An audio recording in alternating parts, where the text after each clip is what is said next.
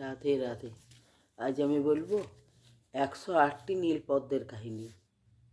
অসুরদের সহিত যুদ্ধে পরাজিত হয়ে দেবগণ স্বর্গ থেকে পালিয়ে ঋষি কাত্যায়নের আশ্রমে মিলিত হলেন। দেবগণের সম্মিলিত তপশক্তির বলে দেবী কাত্যায়নী আবির্ভূতা হলেন ঋষি কাত্যায়নের আশ্রমে। দেবী নবরূপে আবির্ভূতা হলেন, এই জন্য তার নাম রাখা হলো কাত্যায়নী। দেবীকে সকল দেবতাগণ স্তুতি করে নিজ নিজ শক্তি, নিজ নিজ অস্ত্র ধারণ করলেন। সকল দেবতার শক্তিতে শক্তিশালী হয়ে ও নানা অস্ত্রে সজ্জিত হয়ে দেবী অসুরদের বিরুদ্ধে যুদ্ধে অবতীর্ণ হলেন। অচিরেই তিনি অসুরদের পরাজিত করে স্বর্গরাজ্য অসুরমুক্ত করলেন। যুদ্ধে অসুরদের কিছু বাণ দেবীর অঙ্গ স্পর্শ করেছিল এবং দেবীর অঙ্গে কিছু কিছু রক্তের ছিটে লেগেছিল।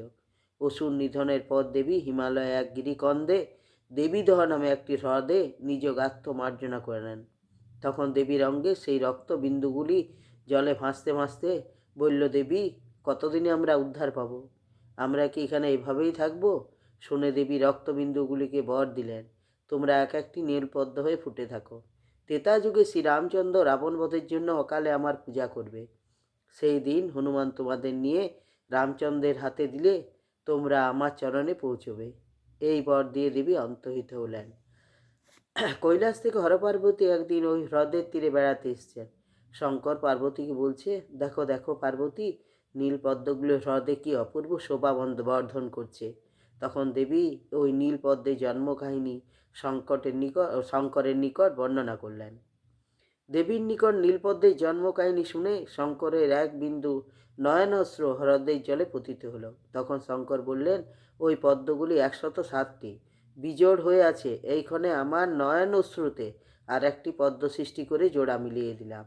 তখন সে 108টি নীলপদ্ম ওই হ্রদের জলে শোভা পেতে লাগলো।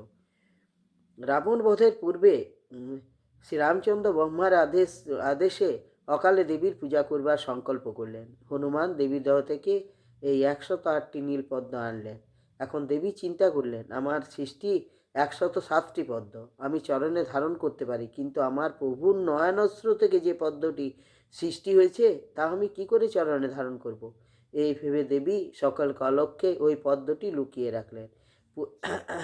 পূজার অঞ্জলি দেবার সময় রামচন্দ্র একটি পদ্ম না পেয়ে হনুমান ও লক্ষ্মণকে জিজ্ঞাসা করলেন। হনুমান বলল, প্রভু, দেবীদেহে 108টি নীল পদ্ম ছিল, আমি গণনা করে সবই এনেছি।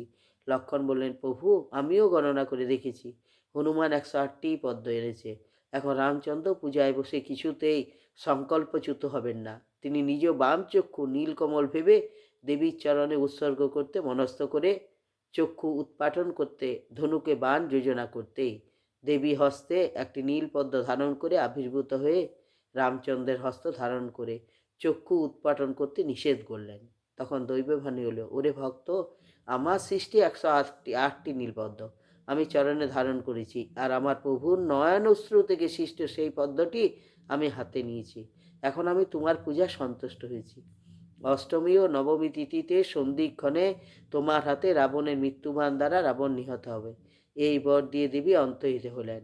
শ্রীরামচন্দ্র দেবীর নিকট হতে বর লাভ করে সন্ধিক্ষণে রাবণকে নিহত করে সীতা উদ্ধার করলেন। ভগবান যখন অবতার রূপে আসেন তখন তার কাজকর্ম ঠিক মানুষেরই মতো হয়। যিনি বৈকুণ্ঠে নারায়ণ, মর্তে এসে তিনি লোকশিক্ষার জন্য অকালে শিশি দেবী দুর্গার পূজা করলেন। রাধে রাধে।